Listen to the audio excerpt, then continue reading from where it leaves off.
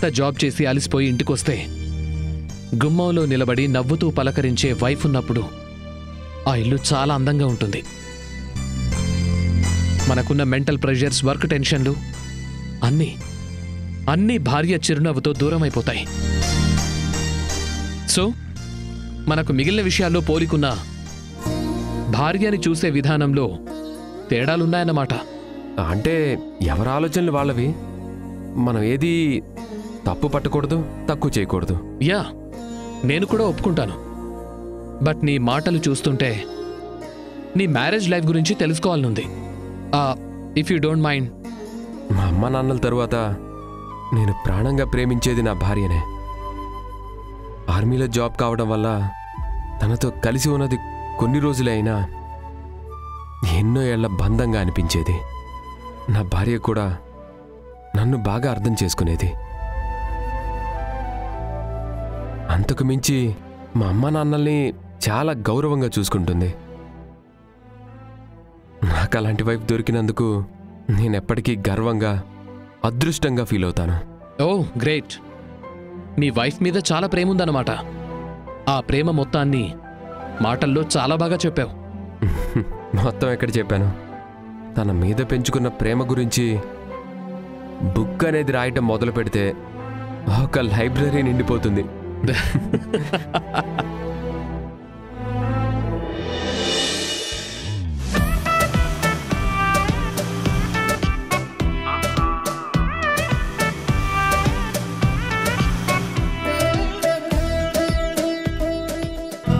అన్నా తినడానికి ఏమన్నా ఉంటే పెట్టన్నా.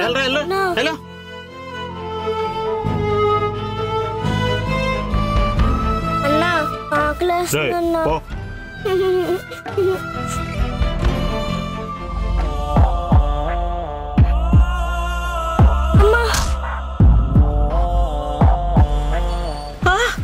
బాబు బాబు, అయ్యో బాబు,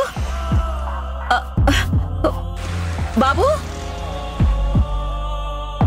లేనన్నా, లే బాబు.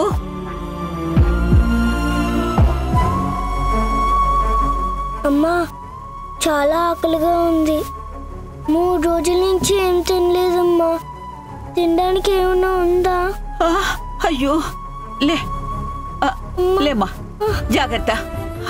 పదనన్నా.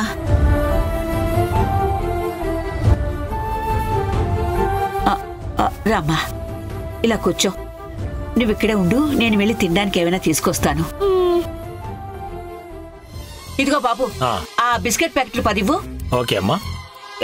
ఈ బన్ ఇవ్వు. ఓకే. ఒక వాటర్ బాటిల్. ఓకే. ఇవిగో త్వరగా ఇవ్వు.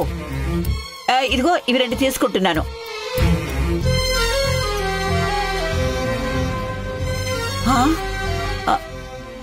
కొంచెం త్వరగా ఇవ్వు బాబు.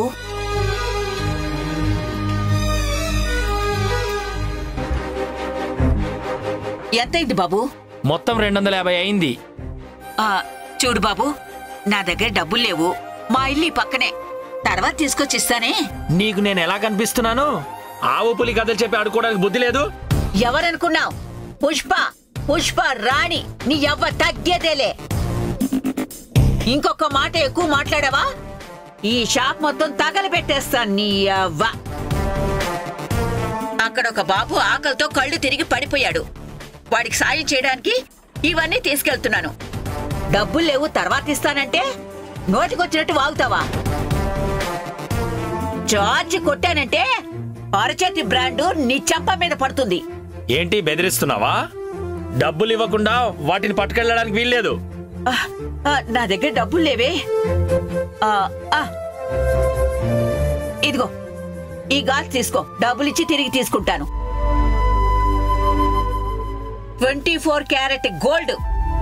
కేడీ చూపులు చూడకు, సరిగ్గా కళ్ళు పెట్టి చూడు. కేడీఎం మార్కు కనిపిస్తుంది. వద్దులే, తీసుకెళ్ళు. ఎందుకు? 1,00,000 రూపాయల గాజుని 250 రూపాయల కోసం ఇస్తున్నావు కదమ్మా. నిన్ను నేనే అపార్థం చేసుకున్నాను. సారీ అమ్మా, తీసుకెళ్ళు.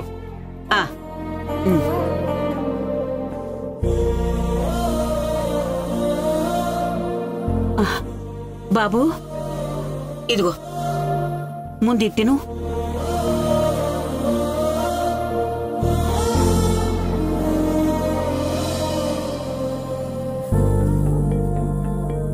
తిను.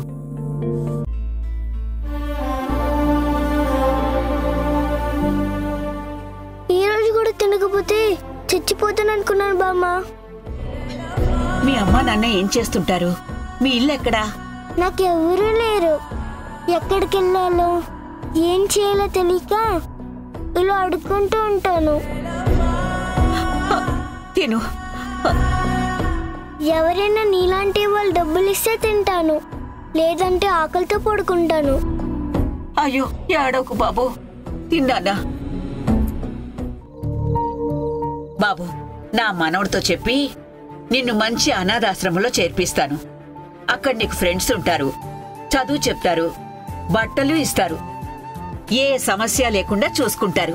అలాంటి చోటుకి నేను వెళ్ళొచ్చా బామ్మ? నేనున్నాను కదా, నేను పంపిస్తాను, సరేనా?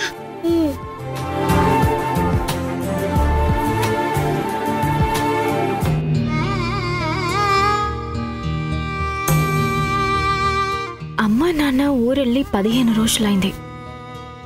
ఈ 15 రోజుల్లో కనీసం ఒక్కసారి కూడా వాళ్ళు నాకు ఫోన్ చేయలేదు. నేను చేస్తుంటే లిఫ్ట్ చేయడం లేదు. ఏ ఊరు వెళ్ళారో, ఆ ఫ్రెండ్ కొడుకెవరో, మొబైల్ నెట్వర్క్ కూడా సరిగా లేనంత ఊరెక్కడుందో. ఇదంతా ఆకాష్కి చెప్పే బదులు బయలుదేరే ముందు నాకే ఫోన్ చేయొచ్చు కదా. అప్పుడు చేయలేదు, ఇప్పుడు చేయడం లేదు. ఎందుకు ఇలా చేస్తున్నారు? అసలు ఏమైంది వీళ్ళకి? నాతో మాట్లాడకుండా, నన్ను చూడకుండా ఒక్క రోజు కూడా గడపని వాళ్ళు ఇన్ని రోజులు ఎందుకు సైలెంట్గా ఉన్నారు? కారణం ఏమై ఉంటుంది? నన్ను నేను క్వశ్చన్ చేసుకోవడం కాదు, వాళ్ళకి ఫోన్ చేసి అడుగుతాను. లిఫ్ట్ చేసే వరకు రింగ్ చేస్తూనే ఉంటాను.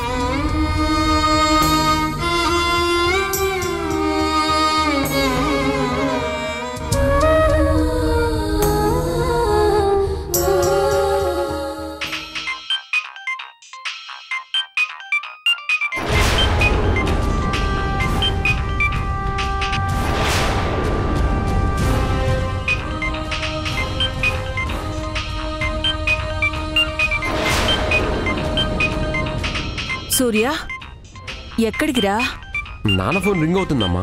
ఆయన చూసుకుంటారు కానీ తినేటప్పుడు మధ్యలో లేవకూడదు. పద కూర్చో.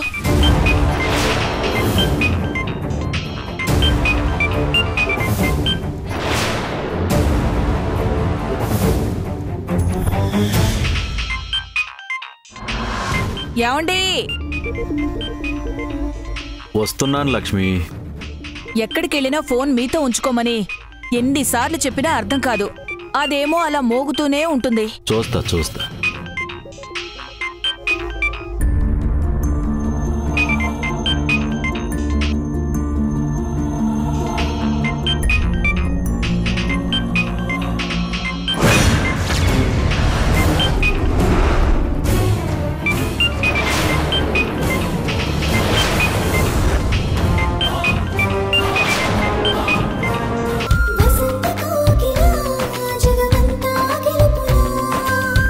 డైరెక్ట్గా వచ్చి అసలు మీ ఉద్దేశం ఏంటో తెలుసుకుంటాను. అప్పుడు కూడా సైలెంట్గా ఉంటే ఊరుకునేదే లేదు. ఊరుకోక ఏం చేస్తావు? మా ఉద్దేశం ఏదైతే నీకేంటి?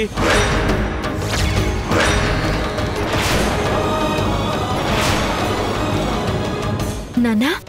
అవును, నాన్ననే మాట్లాడుతున్నాను. నువ్విక్కడికి రావద్దు.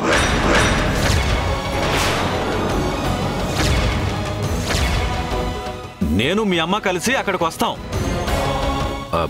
నువ్వేం మాట్లాడాలనుకున్నా అక్కడే మాట్లాడు. ఆఫీస్ అయ్యాక నేనే వస్తానంటున్నాను కదా. మీరిద్దరూ కష్టపడి ఇంత దూరం రావడం ఎందుకు? దూరమైనా నష్టం లేదు, కష్టం లేదు. నువ్వు మాత్రం ఇక్కడికి రావద్దు. ఏ? ఎందుకు? ఒకసారి చెబితే అర్థం కాదా నీకు? అది మీ ఇల్లు, ఇది మా ఇల్లు.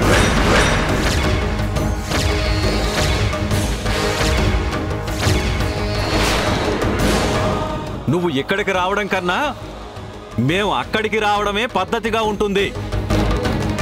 ఇంకెప్పుడు ఫోన్ చేయకు.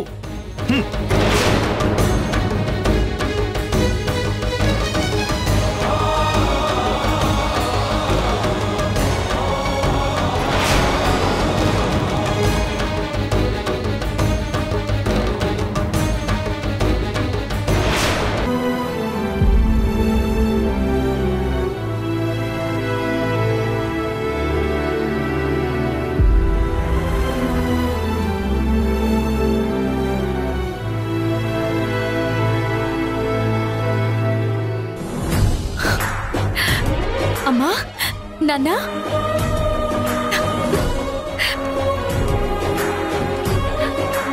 అమ్మా, నాన్న, ఇక్కడే ఆగిపోయారండి. లోపలికి రండి, రండి, రండి నాన్న. మీ గురించి ఆయన చెప్పింది నిజమైంది. ఏం చెప్పాడమ్మా? నేను ఫోన్ చేసినప్పుడు మీరు కోపంగా నన్ను ఇంటికి రావద్దు అని చెబితే వాళ్ళిక్కడికి రావడానికే అలా అనుంటారు, నువ్వు మాత్రం సీరియస్ అవ్వకూడదు అన్నారు. వరలక్ష్మి వ్రతం వస్తుంది కదా, ఆ పూజ పుట్టింట్లో చేయాలి, మీరు రాకపోతే ఎలా అనుకున్నాను. ఇప్పుడు ఆ పూజకి పిలవడానికి వచ్చారు కదా. కాదమ్మా, రావద్దు అని చెప్పడానికి వచ్చాం.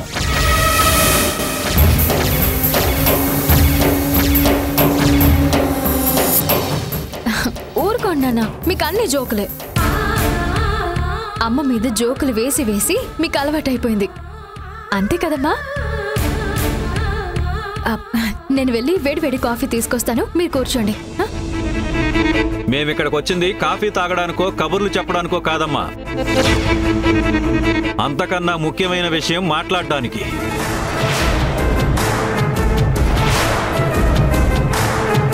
ముఖ్యమైన విషయమా? ఏంటది?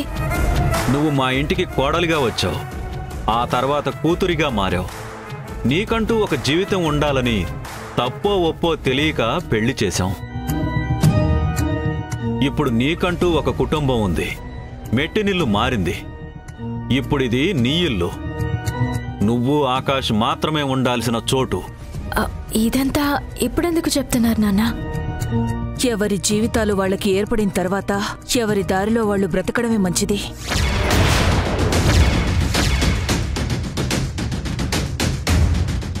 ఎవరి దారిలో వాళ్ళ అంటే మీ ఉద్దేశం?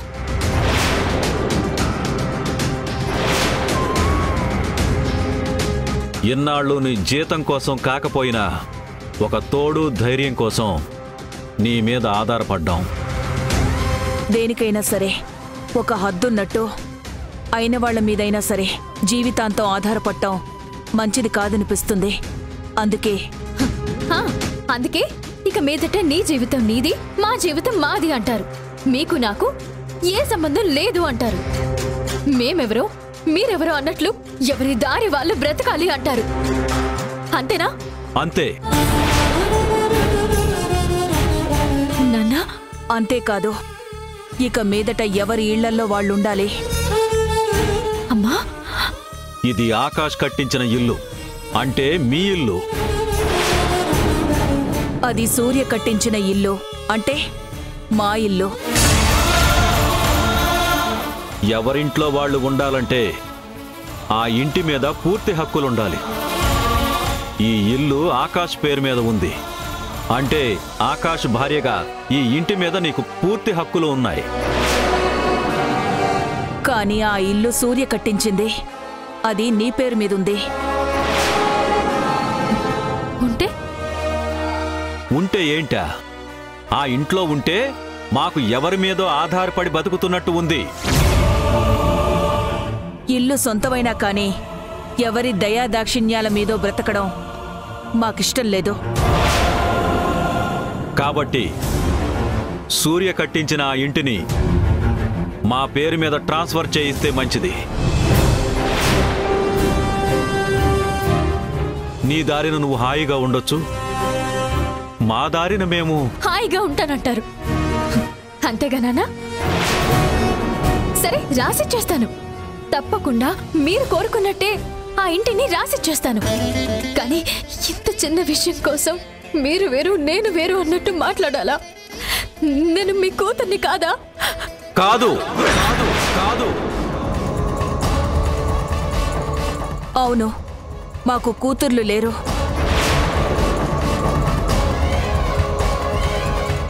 ఒకే ఒక కోడలుండేది. ఇప్పుడు మరో పెళ్లి చేసుకుని తన భర్తతో సుఖంగా కాపురం చేసుకుంటుంది. కాబట్టి మా వల్ల తనకి, తన వల్ల మాకు ఎలాంటి బాధ కలగకూడదంటే ఎవరి దారులు వాళ్లవైతేనే మంచిది, ఎవరి జీవితాలు వాళ్లదైతేనే మంచిది. ఆడపిల్లకి పెళ్లితోనే ఇంటి పేరు మారిపోతుంది. పెళ్లికి ముందు నా కోడలు ఇంటి పేరు వేరే ఉండేది. పెళ్ళయ్యాక మాదయ్యింది. ఇప్పుడు మరో పెళ్లి చేసుకున్నాక మరో పేరొచ్చింది. ఇంటి పేరే మారిపోయాక మన మధ్య మిగిలింది ఆ ఇల్లు తప్ప వేరే ఇంకేం లేదు. అందుకే ఆ ఇంటిని మా పేరుతో రిజిస్టర్ చేయిస్తే మేము చాలా సంతోషిస్తాం. ఇక మీదట ఒకరి జీవితం జోలికి మరొకరు రాకపోతే ఇంకా సంతోషిస్తాం.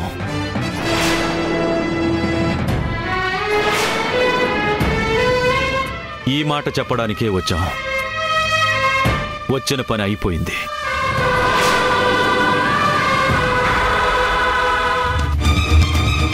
లక్ష్మి, పద. నాన్న,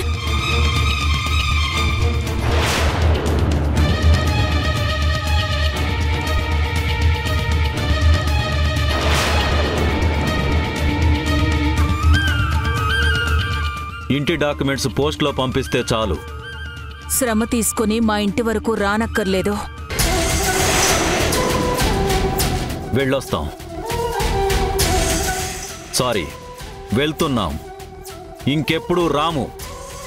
నువ్వు కూడా రావద్దు.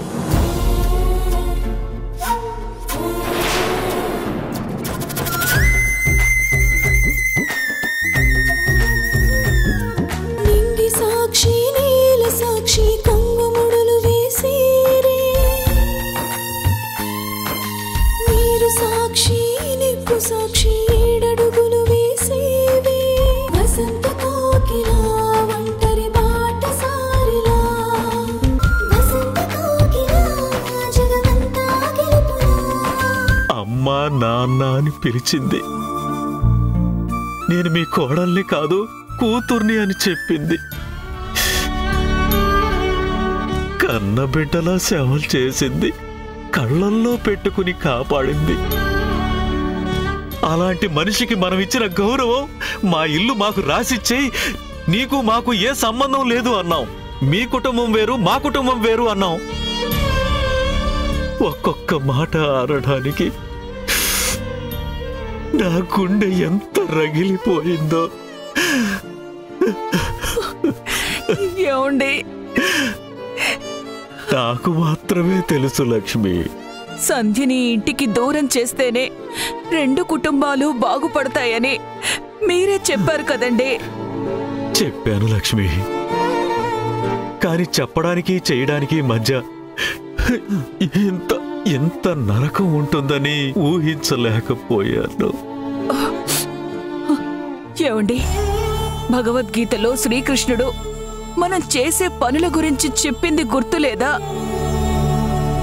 కర్తవ్య నిర్వహణ కోసం తప్పు చేసినా తప్పేమీ కాదని, తప్పనప్పుడు చేసే పని వల్ల ఏ పాపం అంటదని.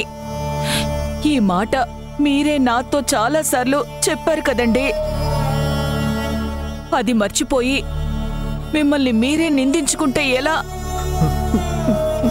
నిందలు కాదు లక్ష్మి, నా మీద నాకే అసహ్యంగా ఉంది.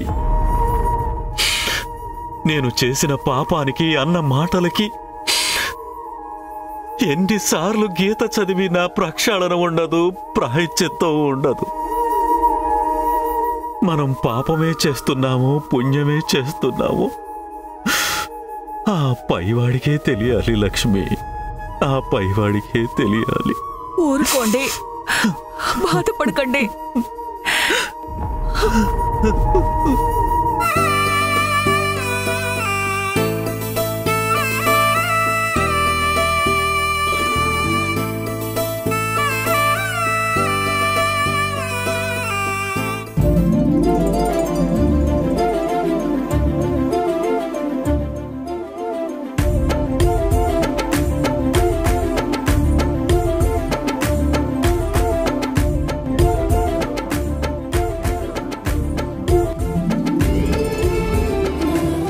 సూర్యతో పెళ్ళైన 1 సంవత్సరం ఆ ఇంట్లో వ్రతం చేసుకున్నాను. ఆయన దూరమైన తర్వాత మళ్ళీ నీ పూజ చేసే అదృష్టం రావాలని ప్రతి ఏడు నాకన్నా ఎక్కువగా మా అమ్మ నాన్న మొక్కుకునేవారు. ఈరోజు నువ్వు ఆశీర్వదించినా పుట్టింట్లో పూజ చేసుకునే అదృష్టం నాకు లేదు.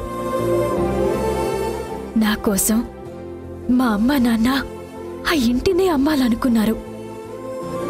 అలాంటిది ఇల్లు ఆ ఇంటిని రాసివ్వమనడం ఆశ్చర్యంగా ఉంది.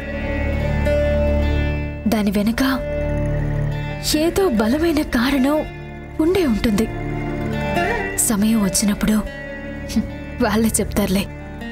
నా మెడలో తాళి వాళ్ళు పెట్టిన భిక్ష నీ దయ. అమ్మా నాన్న నా పక్కన లేకపోయినా వాళ్ళు ఉన్నట్టే అనుకుని పూజ పూర్తి చేస్తాను.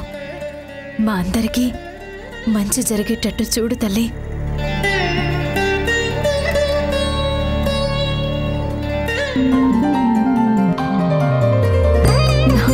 ఏమ్మా సంధ్య, ఏర్పాట్లు పూర్తయ్యాయా? అయిపోయాయండి. మీకోసమే చూస్తున్నాను. పూజ మొదలు పెడదామా? సరేనమ్మా, కూర్చోండి.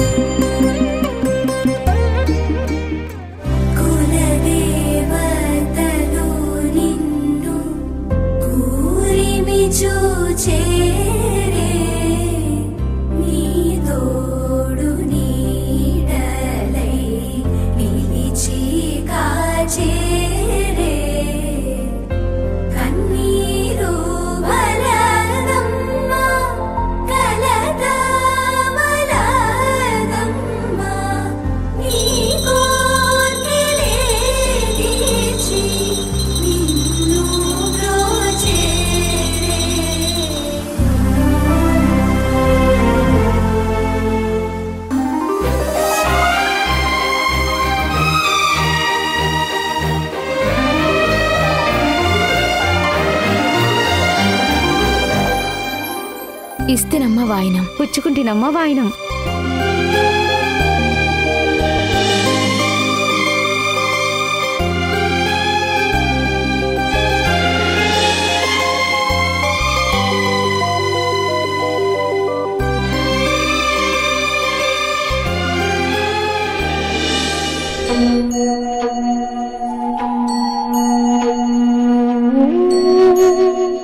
మీ ఆయన ఇంట్లో లేరా అమ్మా? లేరండి, ఆఫీస్కి వెళ్లారు. పూజ పూర్తయిన తర్వాత వెళ్ళమనాల్సింది. ఎందుకంటే మా అందరి ఆశీర్వాదం కన్నా నీ భర్త ఆశీర్వాదం ముఖ్యం.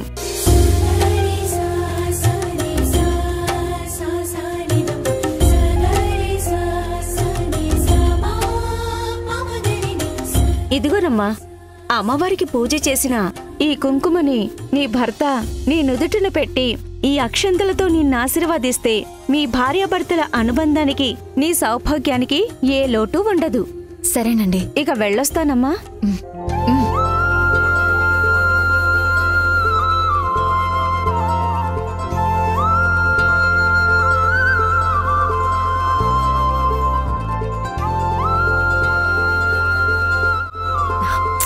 అనవసరంగా ఆయన ఆఫీస్కి పంపించాను.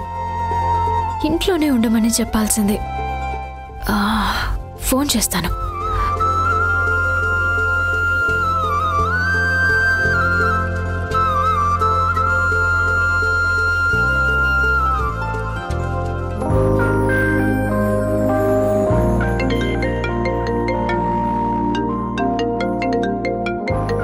సరే, నువ్వు వెళ్ళు. Okay sir.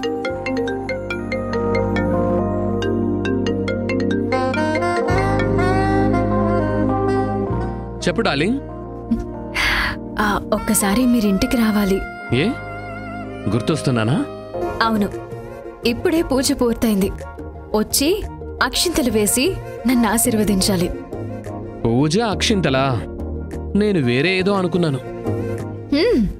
అనుకుంటారు, మీకు ఎప్పుడూ అది ధ్యాస. ఇలా వచ్చే పనుంటే ఉదయమే సైడ్కి వచ్చేవాడినే కాదు కదా.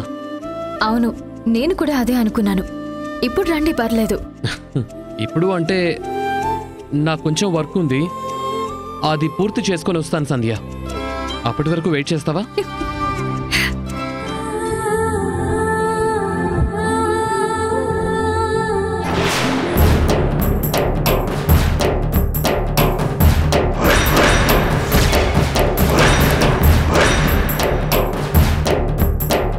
సార్ పడిపోతారు సార్.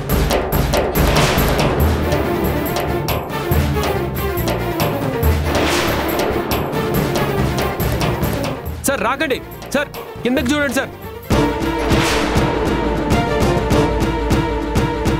సార్ కింద పడతారు సార్, చూసుకోండి సార్. సార్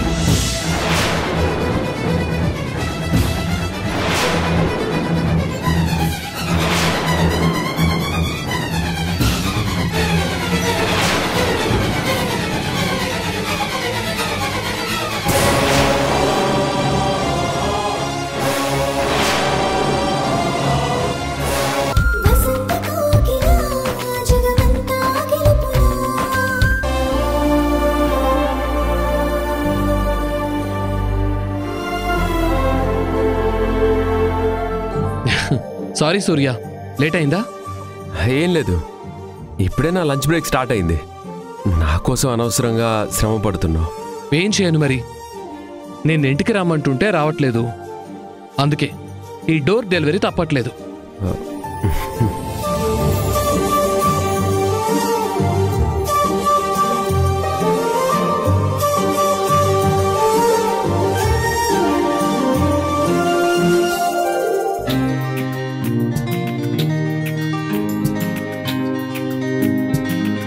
ఇవన్నీ ఎవరికి? నీకొక్కడికే. ఏంటి, నా ఒక్కడికా? ఇది ఒక్క పూటగా లేదంటే 2 రోజులకా?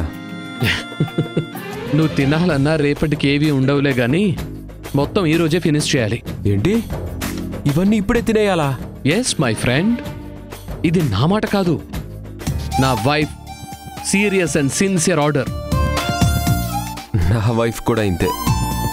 తినే పదార్థం ఏదైనా సరే వేస్ట్ చేయకూడదని చెప్తుంది. ఆ ప్రిన్సిపల్ని ఆర్మీలోనే కాదు, ఎప్పటికీ ఫాలో అవుతాను. కాకపోతే ఈరోజు ఫుడ్ హెవీగా ఉంది కాబట్టి నువ్వు కూడా హెల్ప్ చేయాలి. నేను ఆల్రెడీ తిన్నాను.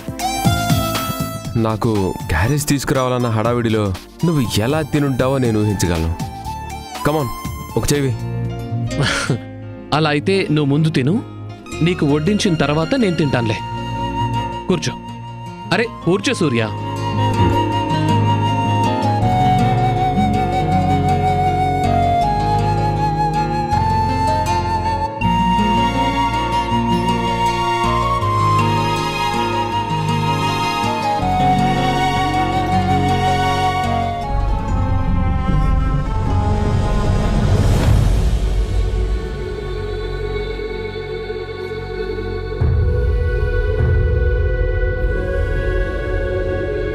యా, కానీ తిను.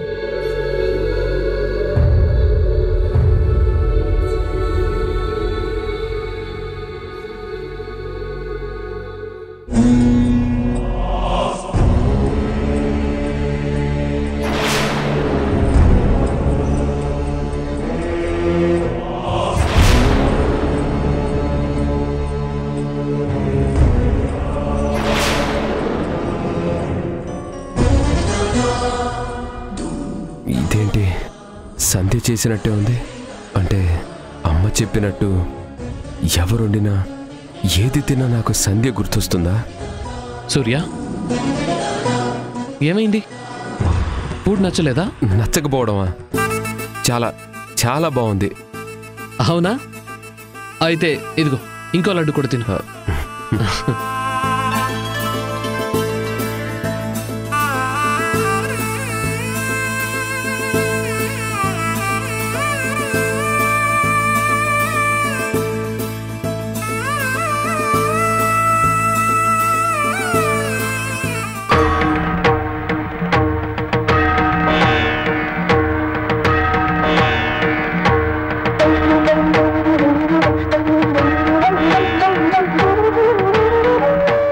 అన్నదాత సుఖీ భవ. అతిథి దేవో భవ.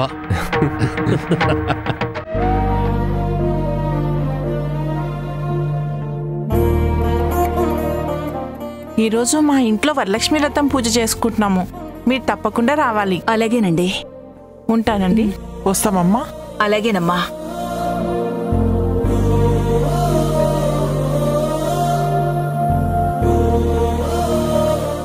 సూర్య ఉన్న సంవత్సరం సంధ్య చేత ఈ కొత్తింట్లో వరలక్ష్మి వ్రతం చేయించాను.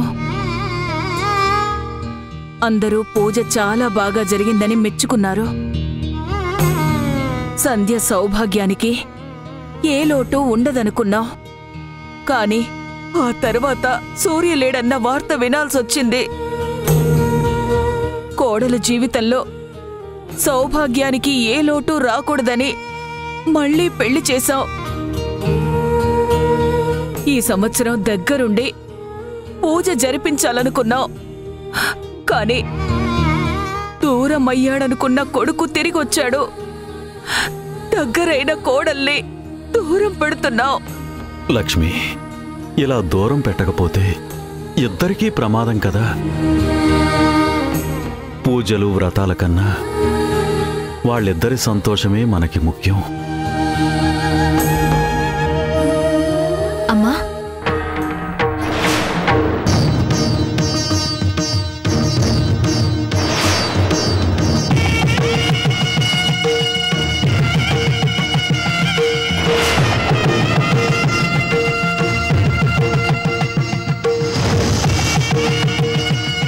మీరు నన్ను ఇంట్లోకి రావద్దన్నారు, కానీ రాక తప్పలేదు. అందుకే గుమ్మం దగ్గరే ఆగి అడుగుతున్నాను. లోపలికి రావచ్చా? సంధ్య, రామ్మా, రా.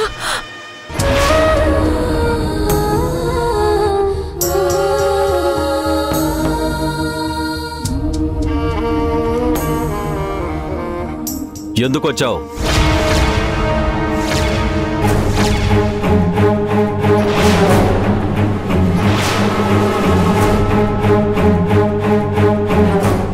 ఈరోజు వరలక్ష్మి వ్రతం చేసుకున్నాను. 2 ఏళ్ల నుంచి దూరమైన ఆ పూజని ఈసారి చేసుకోవడానికి కారణం మీ ఇద్దరే కాబట్టి ప్రసాదం ఇవ్వడానికి వచ్చాను.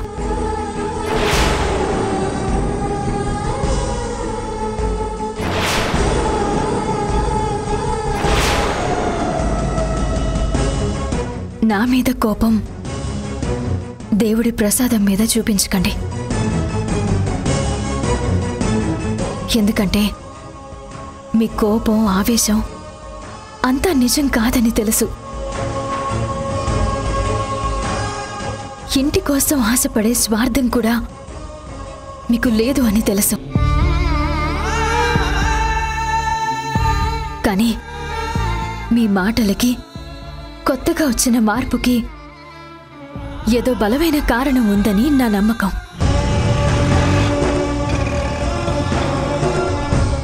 ఇంటి మీద హక్కు లేదని డాక్యుమెంట్స్ రాయమన్నారు కదా. ఆల్రెడీ లాయర్తో మాట్లాడాను. 2-3 రోజుల్లో పంపించేస్తాను.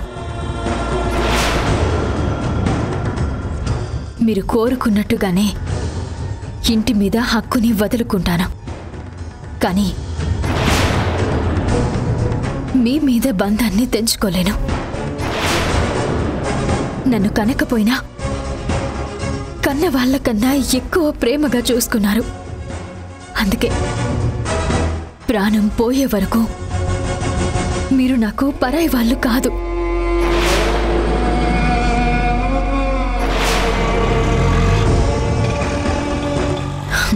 ఇప్పుడు మీరు సైలెంట్గా ఉన్నా ఏదో ఒక రోజు నిజం తెలుస్తుంది. అప్పుడు మాట్లాడతాను.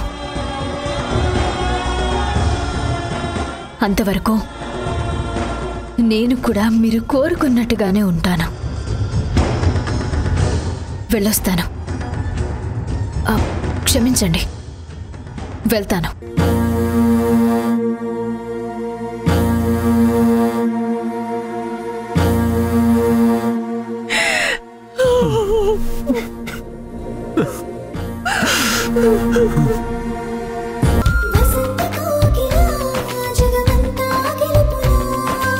ఏంటన్నా అమ్మ మీద కోపడుతున్నావు? నువ్వు వచ్చే వరకు తినకుండా కూర్చున్నారని అంటుంటే కోపం వస్తుందిరా మీ నాన్నకి. అది కూడా చెప్పాలా? చెప్తేనే కదా నాన్న తెలిసేది. అయినా మీరు తినడం స్టార్ట్ చేస్తే నేను వచ్చి జాయిన్ అయ్యేవాడిని కదా. పర్లేదులేరా, నీతో కలిసి తినడం అదొక తృప్తి నాకు. ఇన్నాళ్ళు ఇంట్లో బిక్కుబిక్కుమంటూ ఇద్దరమే ఉండేవాళ్ళం. ఇప్పుడు నువ్వు వచ్చిన తర్వాత కూడా వదిలేసి ఎలా తినగలని చెప్పు? మీ ఇద్దరే ఏంటి, సంధ్య కూడా ఉంటుంది కదా.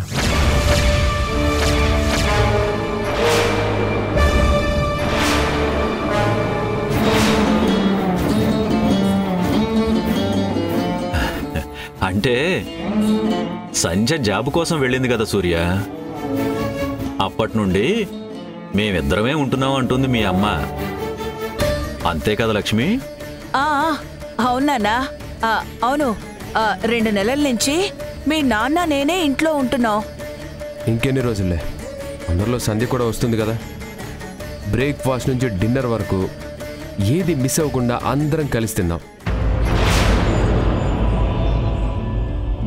సంధ్యను అనవసరంగా జాబ్కి పంపించారు నాన్న. నేను ఇంటికి వచ్చి ఇన్ని రోజులైనా తనని చూడలేదు, కనీసం మాట్లాడను కూడా మాట్లాడలేదు. సంధ్య గుర్తొచ్చిన ప్రతిసారి నాకు ఆలోచన మార్చుకోవడం చాలా కష్టంగా ఉంటుంది. నువ్వు తిరిగి వస్తావని కల్లో కూడా ఊహించలేదు నాన్న. లేదంటే అప్పుడే ఆపేసేవాళ్ళం. అంతా విధిరాత. దాని ముందు మానవ ప్రయత్నాలు ఎందుకు పనికిరావు.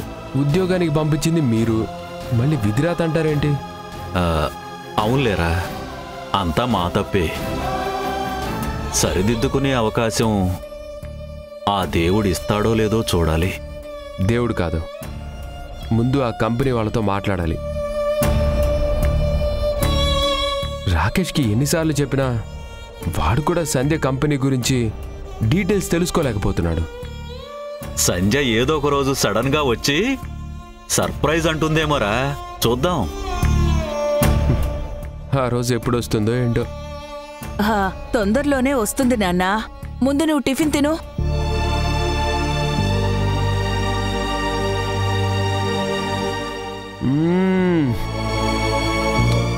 చట్నీ చాలా బాగుందమ్మా. ఈ చట్నీ కోసం ఒకసారి నీకు సంధ్యకి పోటీ పెట్టాం, గుర్తుందా? అప్పుడు నాన్న నేను సంధ్యకి సపోర్ట్ చేస్తే నీకు కోపం కూడా వచ్చింది. మీ అమ్మకే కోపం బాగా దగ్గర చుట్టంరా. అవునవును, మొగుడు రూపంలో ఎప్పుడు పక్కనే ఉంటారుగా.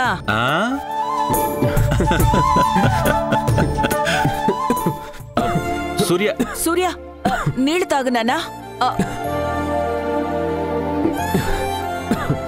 ఇంకొంచెం తాగు నాన్నా.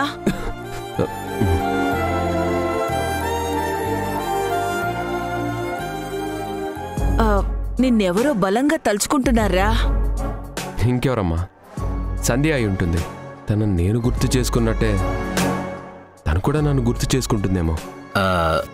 సంధ్య కొత్త ఉద్యోగంలో బిజీగా ఉంటుందిరా, అంత ఖాళీగా ఉండదేమో.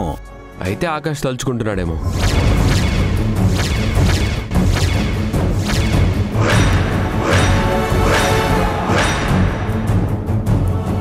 ఆకాశ? అవునా? ఆకాష్ నా ఫ్రెండ్.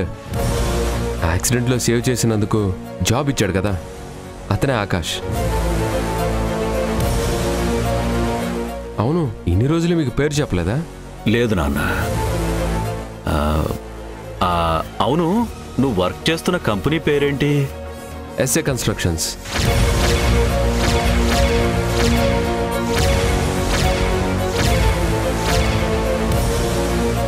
ఆకాష్ సొంత కంపెనీ.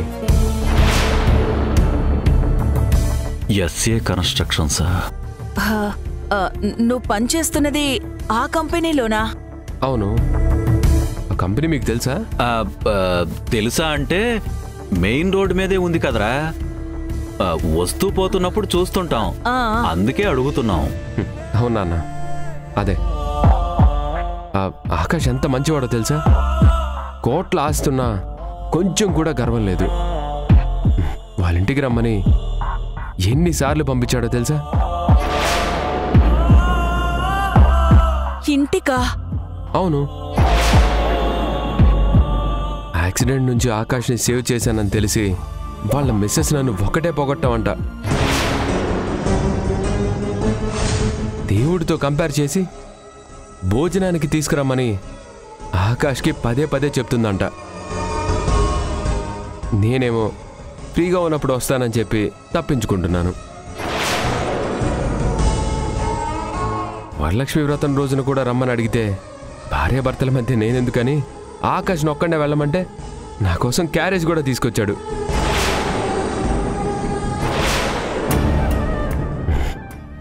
ఆర్మీ నుండి వచ్చిన తర్వాత సంధ్యని బాగా మిస్ అవుతున్నా ఆకాష్ రూపంలో మంచి ఫ్రెండ్ దొరికాడు. ఏదో ఒక రోజు వీలు చూసుకొని వాళ్ళ ఇంటికి వెళ్ళాలి.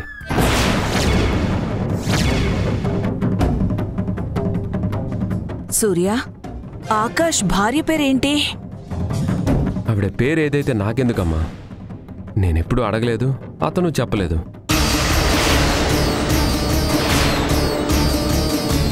నన్ను అడిగితే మాత్రం నేను చెప్పకుండా ఈ చేతి మీద టాటూ చూపిస్తాను.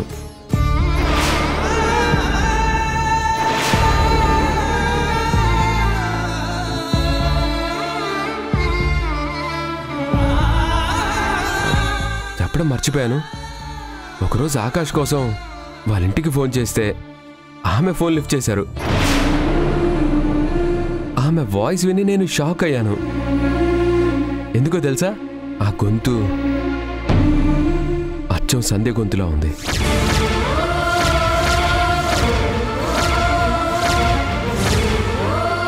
ఆవిడ చేసిన ఫుడ్ టేస్ట్ కూడా సంధ్య చేసినట్టే ఉంటుంది.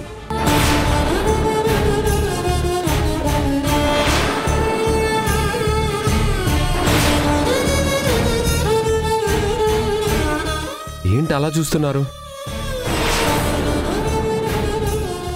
ఓ, నాకు అర్థమైంది. అందరి గొంతులు సంధ్యలా నాకు వినిపిస్తాయని అనుకుంటున్నారు కదా? మీకు కావాలంటే నేను ఒకసారి ఫోన్ చేసి ఇస్తాను, మీరు కూడా మాట్లాడండి. నేను చెప్పింది నిజమో కాదో మీకే అర్థమవుతుంది. ఆకాష్కి ఫోన్ చేయమంటారా? వద్దులేరా, మనిషిని పోలిన మనుషులున్నట్టే గొంతును పోలిన గొంతేమో. అవునమ్మా, చాలా తమాషాగా ఉంది కదా? అవునరా, చాలా తమాషాగా ఉంది.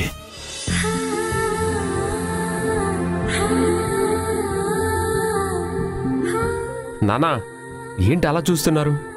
తినండి. తినండి.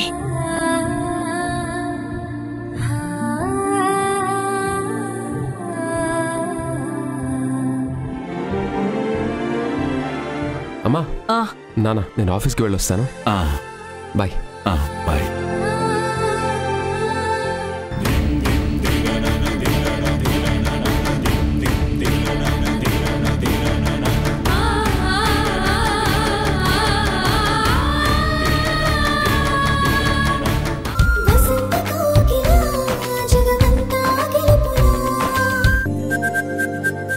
నాది అన్నం తింటే తీరే ఆకలి కాదు. మరి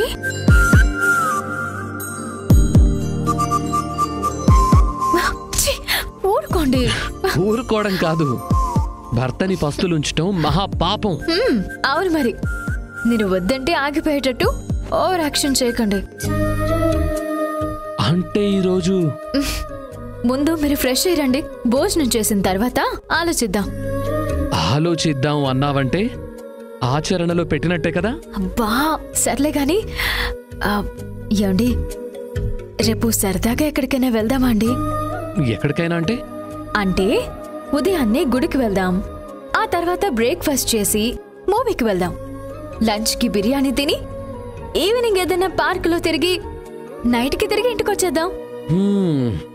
రేపంతా ఇంటికి రాకుండా బయటే తిరుగుదామంటున్నావా?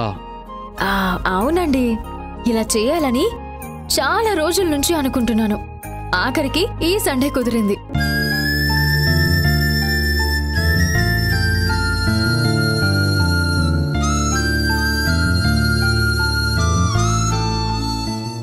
సారీ సంధ్య, ఈసారి కూడా కుదరదు. ఎందుకు? రేపు సూర్యని భోజనానికి రమ్మని చెప్పాను. రేపా? అవును, చాలాసేపు రిక్వెస్ట్ చేస్తే ఆఖరికి ఒప్పుకున్నాడు. వచ్చిన వెంటనే చెప్పాలనుకున్నాను, మర్చిపోయాను సంధ్య, ఇప్పుడే గుర్తొచ్చింది. అది చెప్పకపోవటం వల్ల నువ్వేమో చాలా చాలా ప్లాన్ చేసుకున్నావు. సరే పోనీ సూర్య నెక్స్ట్ వీక్ రమ్మని చెప్పనా? వద్దొద్దు, రేపే రమ్మని చెప్పండి. చాలా రోజుల నుండి పోస్ట్ పోన్ అవుతుంది. వస్తానని ఆయనే చెప్పిన తర్వాత వద్దని మీరనడం ఎందుకు? కానీ రేపు నువ్వు రోజంతా బయట తిరగాలని ప్లాన్ చేసుకున్నావు కదా. నా ప్లానింగ్ ఏముందండి, మనం ఈ వీక్ కాకపోతే నెక్స్ట్ వీక్ అయినా వెళ్ళొచ్చు. మీ ఫ్రెండ్కి కుదురుతుందో లేదో. థ్యాంక్స్ సంధ్య.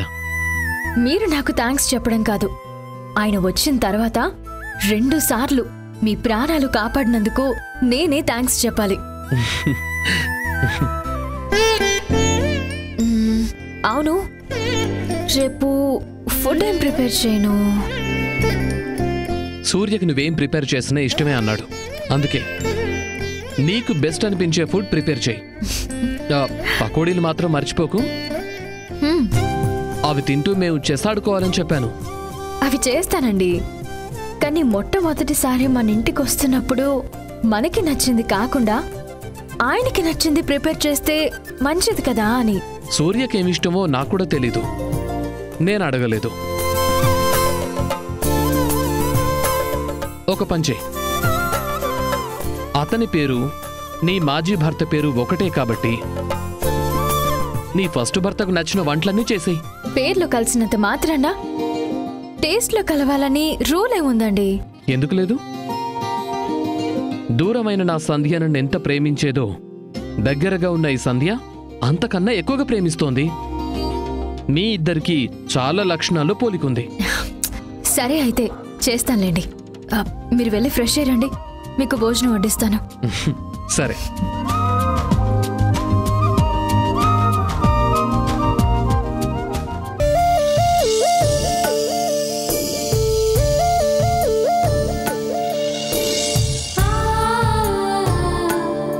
నేను నీకు గుర్తొస్తున్నానో లేదో తెలీదు, కానీ ఒక్క క్షణం కూడా నిన్ను తలుచుకోకుండా ఉండలేకపోతున్నాను సంధ్య. ఎప్పుడు వస్తావు? నీకోసం ఇంకెన్ని రోజులు ఎదురు చూడాలి?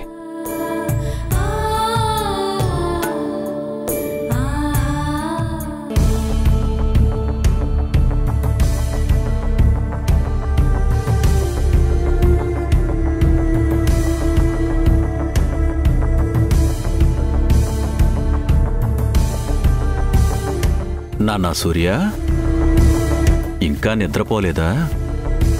సంధ్య నా పక్కన లేకపోయినా తన జ్ఞాపకాలు నన్ను నిద్రపోనివ్వడం లేదు నాన్న. మీరేంటి ఇలా వచ్చారు?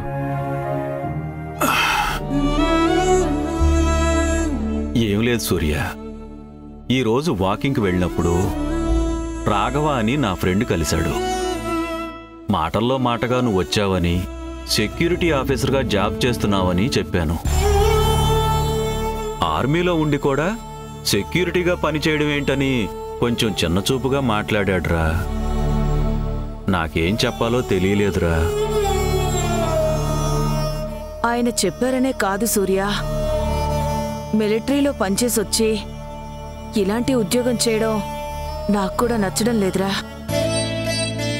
ఇంట్లో నీకు ఏం ఊసిపోవడం లేదని ఉద్యోగం చేయడానికి ఒప్పుకున్నాను, కానీ నిజం చెప్పాలంటే ఈ ఉద్యోగానికి వెళ్ళడం నాకు కూడా ఇష్టం లేదు. సైనికుడిగా ఉన్న మర్యాద సెక్యూరిటీగా పనిచేస్తున్నప్పుడు ఉండదు కదా. అక్కడ పని కూడా ఎక్కువగా ఉంటుంది. నీకంతగా చేయాలనుకుంటే వేరే ఉద్యోగం చూసుకోవచ్చు కదా. అంటే ఏంటి? ఈ ఉద్యోగం మానేయమని చెప్తున్నారా? కొంచెం మర్యాద గౌరవం దక్కే ఉద్యోగం అయితే ఉత్తమం అని చెబుతున్నాను. నువ్వు మంచి ఉద్యోగం చేస్తే నలుగురిలో పరువుగా బ్రతకొచ్చని సలహా ఇస్తున్నాను. నాన్న, మనం చేసే పనిలో కష్టపడితే చాలు. పరువు గురించి ఆలోచించాల్సిన పని లేదు. మర్యాద అన్నది పొజిషన్ని బట్టి కాదు, మన టాలెంట్ని బట్టి వస్తుంది. నీ టాలెంట్ని ఇలాంటి చిన్న చిన్న ఉద్యోగాల కోసం వృధా చేసుకోవడం ఎందుకు సూర్య? నాన్న, మీకు అర్థం కావడం లేదు. నేను ఈ జాబ్ని జీతం కోసం పనిచేయటం లేదు. ఇంట్లోనే ఉంటే నాకు సంధి ఆలోచనలు ఎక్కువ అవుతున్నాయి.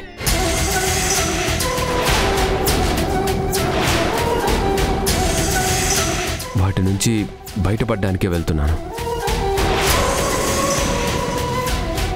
అయినా చేసే పని కష్టమా నష్టమా, నచ్చిందా లేదా అని ఆలోచించాలి, కానీ మీరు బాధపడాల్సిన అవసరం లేదు.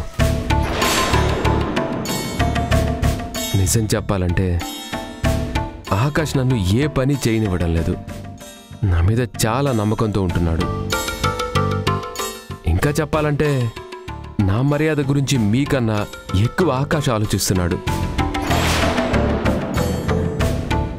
సైట్కొచ్చే తన ఫ్రెండ్స్ అందరికీ నన్ను పరిచయం చేస్తూ నా స్థాయికి తగ్గ జాబ్ చూడమని చెప్తున్నాడు. కానీ నాకు అది కూడా ఇష్టం లేదు. ఈ ఉద్యోగం వల్లే ఆకాష్ లాంటి మంచి స్నేహితుడు దొరికాడు. అందుకే ఈ ఉద్యోగాన్ని, ఆకాష్ స్నేహాన్ని వదులుకోవాలనుకోవటం లేదు.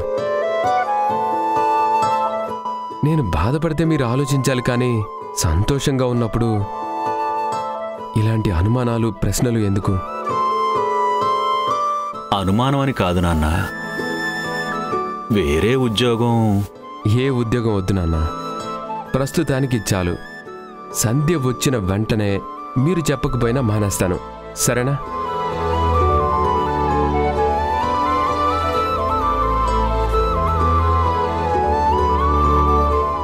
సరేరా, నీ ఇష్టం. ఇప్పటికే బాగా లేట్ అయింది, మీరు వెళ్ళి పడుకోండి నాన్న. గుడ్ నైట్ నాన్న. సరేరా, పడుకో నాన్నా. అమ్మా, నాన్న చెప్పడం మర్చిపోయాను. రేపు నేను ఆకాష్ ఇంటికి వెళ్తున్నాను.